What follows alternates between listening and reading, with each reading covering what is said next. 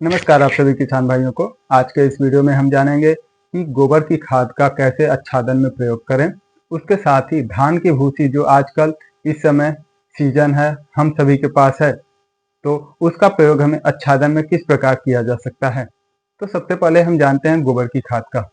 गोबर की खाद को इस्तेमाल करने से पहले हमें यह समझना चाहिए कि इसका प्रयोग क्या है। इसका प्रयोग है भोजन। ये कोई आच्छादन की वस्तु नहीं है, चीजें नहीं है। ये एक भोजन है हमारे मिट्टी का, हमारे जीवाणुओं का, हमारे पेड़ पौधों का। तो जब भोजन है तो भोजन थाली में सही जगह जाना चाहिए। तो साफ साफ इससे हमें समझ आता है कि ये आच्छादन के नीचे ही रहना उत्तम है। यदि हम आच्छादन के ऊपर कर देते हैं और सोचते हैं कि ये हमें जल्दी से पत्तों को सड़ाएगा, ये सब यदि हमारे विचार में चल रहा है तो हमें तभी समझ जाना चाहिए ये सड़ाने के लिए नहीं बना है।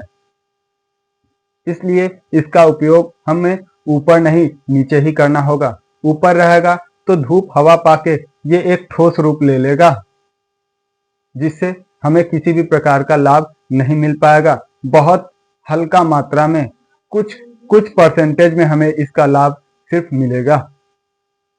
तो यदि हम इसका नीचे इस्तेमाल करते हैं तो पेड़ पौधों को लाभ मिलेगा, साथ ही जीवाणु इसे भोजन के रूप में अच्छे से इस्तेमाल कर सकेंगे। हाँ, एक चीज और कि इसका भी जब हम प्रयोग कर रहे हैं तो ज्यादा मोटा लेयर नहीं बनाना है। ये नहीं कि हम 4-5 सेंटीमीटर गोबर की खाद ही डाल दिए, उसके बाद हल्का सा आच्छादन कर दिए, ऐसा नहीं करना है। हम ज्यादा मात्रा यूज करेंगे तो भी हमें समस्या हो सकती है। तो इसका उचित मात्रा है कि हमें 1-2 सेंटीमीटर ही इस्तेमाल करना है। 1-2 सेंटीमीटर हम पेड़ पौधों में मिट्टी के ऊपर इसका प्रयोग करेंगे। उसके बाद 4-5 सेंटीमीटर तक हम आसानी से सूखे आच्छादन का प्रयोग कर सकते हैं। उससे हमें ज्यादा लाभ मिलेगा। और एक चीज मैं बता दूं, जैसा कि मैंने पिछले वीडियो में बताया था कि आच्छादन जब नीचे के पत्ते सड़ने लगे तो हमें ऊपर से तुरंत सूखे पत्तों का आच्छादन कर देना चाहिए, जिससे हमें पूरा सही तरीके से लाभ मिल सके और कोई हानि न पहुंचे। हमने पिछले वीडियो में क्या हानि होगा क्या लाभ होगा दोनों बताया हुआ है। तो अभी तक हमारे चैनल को सब्सक्राइब नहीं किए हैं, सब्सक्राइब कर लीजिए और पिछले वीडियो को देख लीजिए। या फिर आपकी कोई समस्या है तो आप हमें कमेंट भी कर सकते हैं, हम फिर से आपके लिए वीडियो बना देंगे। तो चलिए हम जानते हैं आगे कि जब हम गोबर का खाद डाल रहे हैं और जब हमारा प्रोसेस आच्छादन का, नीचे के पत्ते सड़ रहे हैं, नया आच्छादन उसके ऊपर डालना है, तो वैसे स्थिति में हम नया आच्छादन करने से पहले जो सड़े हुए पत्ते हैं उसके ऊपर हम आच्छादन गोबर का फिर से कर सकते हैं। उसमें हमें कोई समस्या नहीं आएगी। हम उस पर भी 1-2 सेंटीमीटर गोबर की खाद का प्रयोग करके उसके ऊपर हमें सूखा आच्छादन कर देना है। तो इस तरीके से आप गोबर की खाद का आच्छादन कर सकते हैं।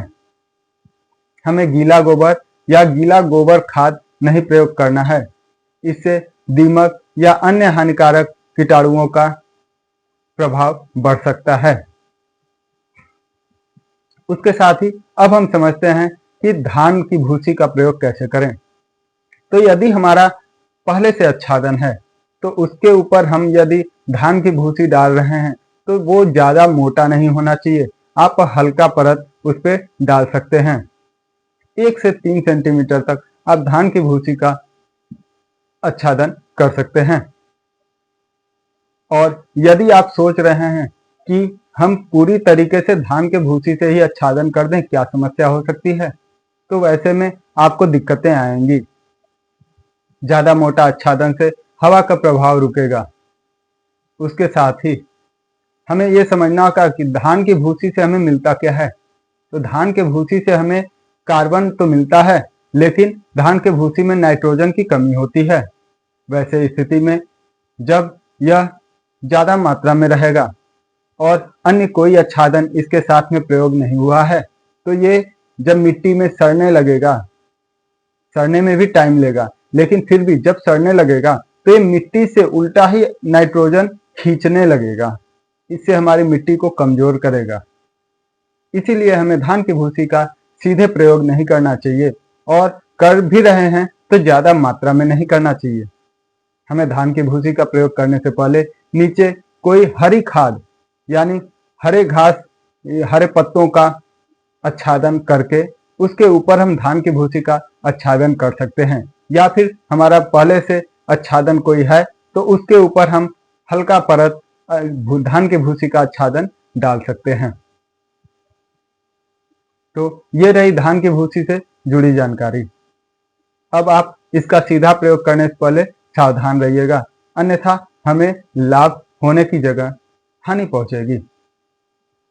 अब मैं आपको बता दूं कि हमारे आने वाले वीडियोज में हम कौन से पेड़ पौधों के पत्ते से क्या क्या खाद, क्या क्या पोषक तत्व हमें मिल सकते हैं, वो सारा हम आपको बताएंगे। तो हमारे चैनल पे बने रहें। तब तक के लिए धन्यवाद।